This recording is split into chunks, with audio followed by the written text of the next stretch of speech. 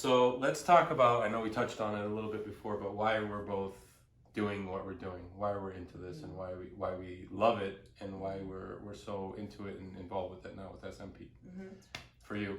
I mean, I got into it because, you know, I've been doing extensions for so many years, and I see the confidence that I can give women that they've never had in their life because they have fine hair, and, you know, but that scalp, once you see it, even though I put in tons of extensions and I can give them something they've never had, that is always an insecurity. You know, the minute they look in the mirror and they're trying to style their hair and they see that scalp in there. And now it's like, you know, this has brought a whole new, like, confidence to people that they could never have, you know? Yeah. So.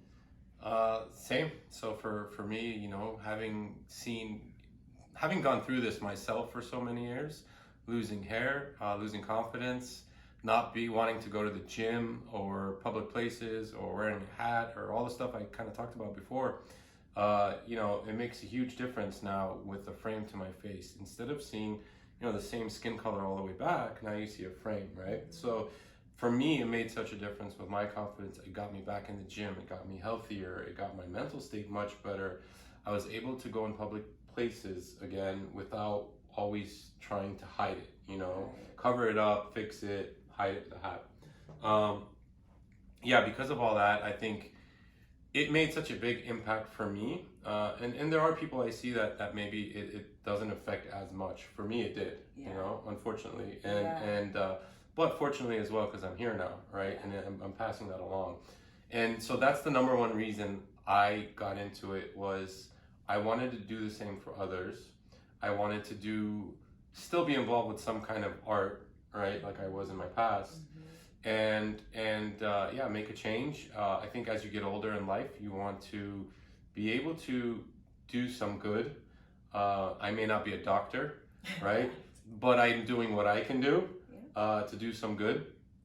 And I think that being able to do that and make money is nice when you can do both, right? And make a living basically while you're helping others.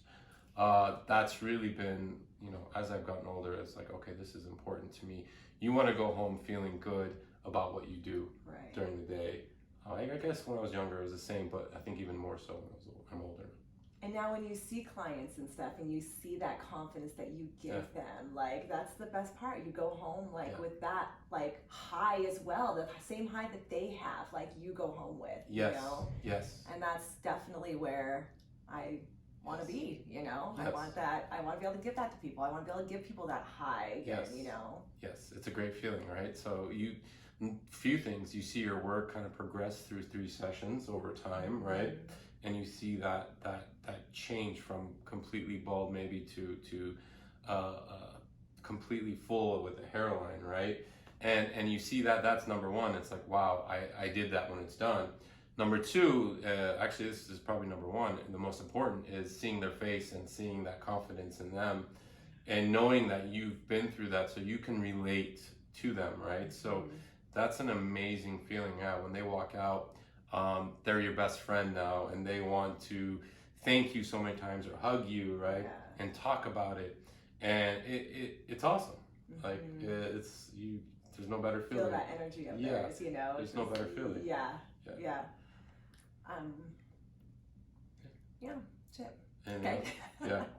You know what? I was going to ask you, you've got a ton of hair, right? So for me, I've been through it. You've got a ton of hair. I'd like to have some of that hair. Yeah, you want some? Here you go. I'll take some. You've got a ton of hair. But you do hair extensions and now you're doing SMP.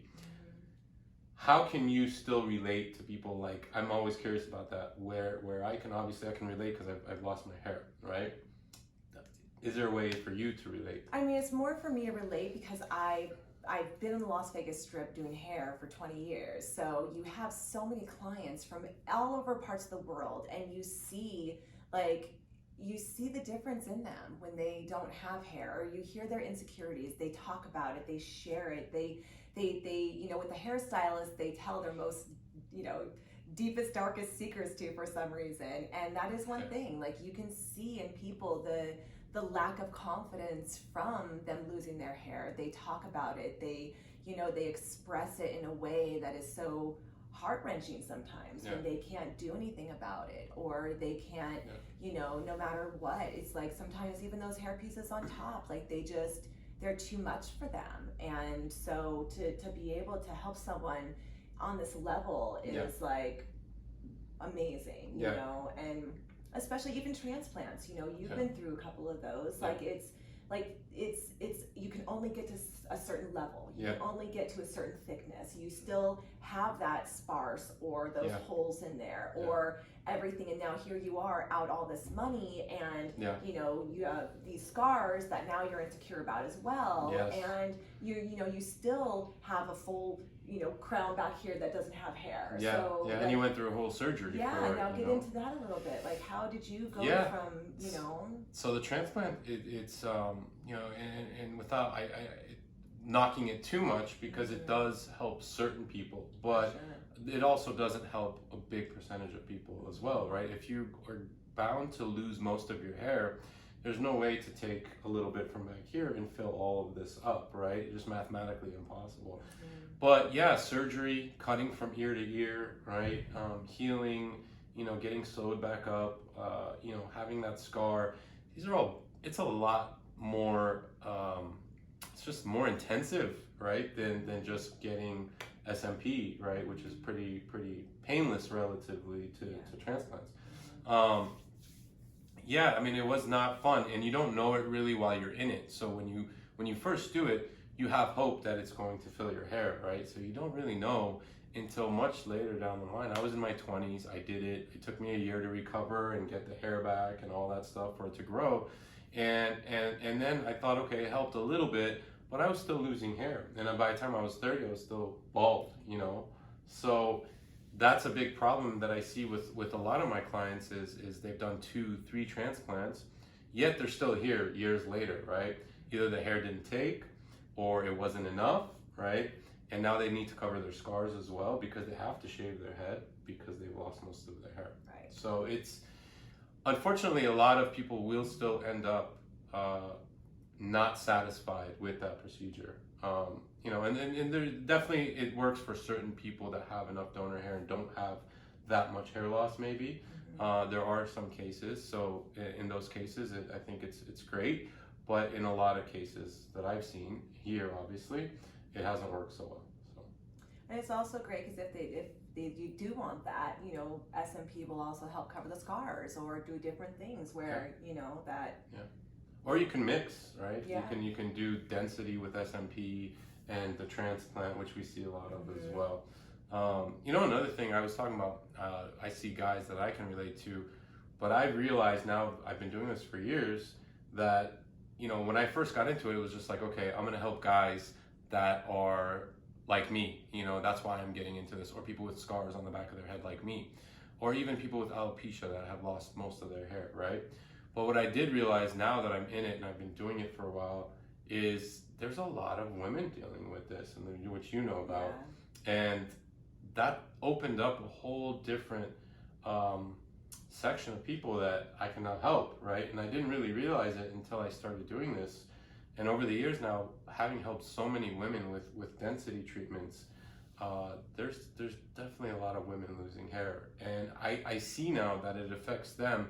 Again, I didn't know this before, but now that I've been through and sat through these sessions with so many women, how badly it affects them and their confidence as well, if not more. Yeah, I think for sure, because at least with men, they can shave their head or do those different things. Yeah. And, you know, but for women, it's like they just deal with it. And, you know, and these days it's so hard because you hear it from hormones or from stress or from, you know, I've had clients that have been on testosterone and had male pattern baldness and lost their hair the same way that men do. And for women, it's like they don't have that, you know, luxury of shaving their head and looking good with a bald head like some men do, you know? So I feel like for women, that's why I kind of got into this, is because I really wanted to focus more on the women, because that's my clientele. And, you know, there's nothing worse than having a bald spot in back and, you know, having a hole back in the back of your head, and that's your insecurity.